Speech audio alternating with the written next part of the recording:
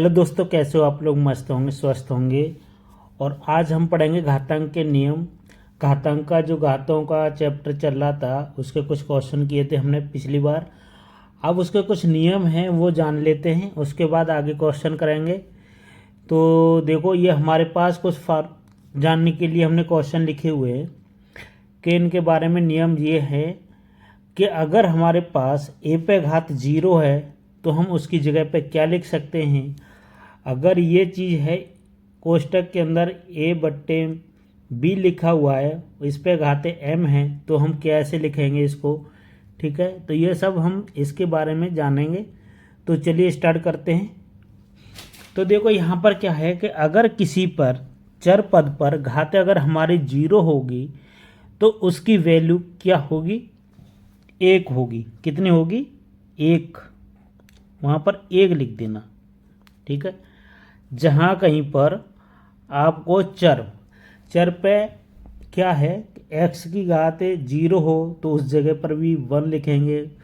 Y पे घात 0 हो तो उस जगह पर भी हम 1 लिखेंगे। ठीक है, ये बात क्लियर है कि जहाँ पर घात 0 होगी चर पद पर, वहाँ उसकी वैल्यू जो आएगी, मान आएगा, वो 1 ही आएगा। ठीक है, यहाँ तक समझ में है।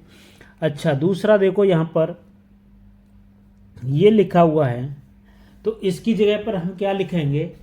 ठीक है, तो यहाँ पर ए पे घाते एम, कोष्टक में ए बट्टे बी लिखा हुआ है और ये एम की घात है। ठीक है, एम घात है, तो हम इसको कैसे लिखेंगे? देखो, ये एम घात है, ए पे भी चढ़ेगी और बी पर भी आएगी। किस पे आएगी? दोनों पे आएगी।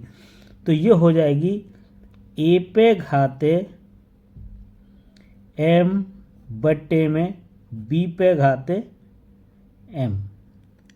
ठीक है, ये चीज़ समझ में आई होगी, क्योंकि अगर कोष्टक के अंदर ए बट्टे बी है लिखा हुआ है तो ई पे भी घाते एम आएगी और बी पे भी घाते एम आएगी। ठीक है, यहाँ तक समझ में है।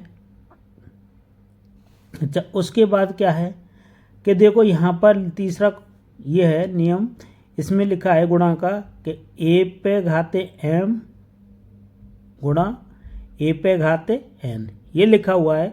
तो इसको हम कैसे लिखेंगे? तो हम इसको देखो ऐसे लिख सकते हैं, पहले लिखेंगे ए।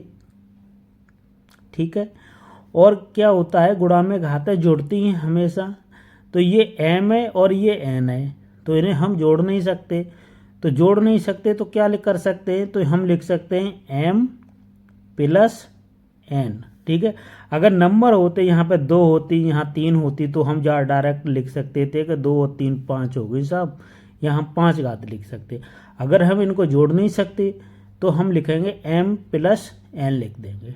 ठीक, अच्छा, अब ये वाला है, देखो चौथा नियम ये है कि कोष्टक के अंदर ए बी लिखा होगा तो इस पे घाते एम है, तो इसको कैसे लिखना है? तो हम इसको ऐसे लिख सकते हैं कि ए पे घाते एम हो जाएगा और बी पे भी घाते एम हो जाएगा,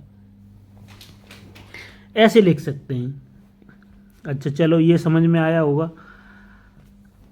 अब देखो पांचवा नियम क्या है कि यदि कोष्टक के अंदर ए पे घाते एम और कोष्टक बंद है और एन की पावर है ना, घात है ये, तो हम इसको कैसे लिखेंगे? तो इसको क्या करेंगे? तो देखो, इसको हम लिखेंगे ए पे घाते एम और एन, क्योंकि इसका गुणा हो रहा है इससे, तो इसका इससे हो जाएगा एम एन। अब देखो यहाँ पर ये है छठवां नियम, इस पे देखो बट्टे में भाग है, ए पे घाते एम बट्टे ए पे घाते एन है। हम इसको क्या करेंगे कि जो नीचे वाली जो घात है एन है, जब ऊपर जाएगी तो कैसी हो जाएगी? माइनस की हो जाती है। कैसी होती है? माइनस की। साइन चेंज हो जाएगा इसका, ए पे घाते एम माइनस एन लिख सकते हैं। ठीक है, इस तरीक़ा से लिख सकते हैं। और देखो ये है हमारा लास्ट नियम, क्या है कि इस पे ए पे घाते माइनस एम है, तो हम इसको लिख सकते हैं कैसे? 1 बट्टे ए पे घाते एम, क्योंकि हम जो माइनस की थी तो हम ऊपर लेके गए इधर, तो देखो माइनस की हो गई। अगर हम इसको ऐसा लाएंगे तो ये नीचे बट्टे में ऐसा ही आ जाएगा। ठीक है, तो ये समझ में आए होंगे घातांक के नियम। घातांक के नियम के आधार पर कुछ क्वेश्चन नेक्स्ट वीडियो में कराएंगे। अगर वीडियो आपको पसंद आई हो तो लाइक कर देना, नए हो चैनल पर सब्सक्राइब कर देना। मिलते हैं नेक्स्ट वीडियो में।